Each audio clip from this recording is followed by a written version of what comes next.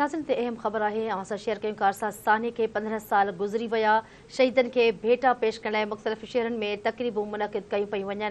18 अक्टूबर 2017 में शहीद मोहतरमा बेनज़ीर भुट्टो जे 8 वरनि जी जलावतनी बाद संदसि वतन वापसी दौरान कारसाज़ वटि धमाको कयो। धमाके जे नतीजे में मोहतरमा बेनज़ीर भुट्टो महफ़ूज़ रही, जॾहिं त 177 ॼणा मारिजी विया ऐं 600 खां वधीक ज़ख़्मी थी पिया हुआ। सान्हे में शहीद थियलनि जे वारसनि जे माली मदद करण समेत खेनि फ्लैट्स पिणु ॾिना विया। वाक़िए जूं 2 FIR दाख़िल हुअण बावजूद जवाबदार पकड़ में अची न सघियो।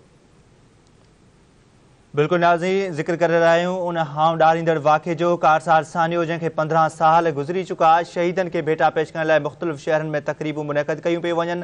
18 अक्टूबर 2007 में शहीद मोहतरमा बेनज़ीर भुट्टो जे 8 वरनि जी जलावतनी बाद संदन वतन वापसी दौरान कारसाज़ वटि धमाको थियो हो ऐं धमाके जे नतीजे में मोहतरमा बेनज़ीर भुट्टो महफ़ूज़ रही, जॾहिं त 177 ॼणा मारिजी विया ऐं 600 खां वधीक ज़ख़्मी थिया।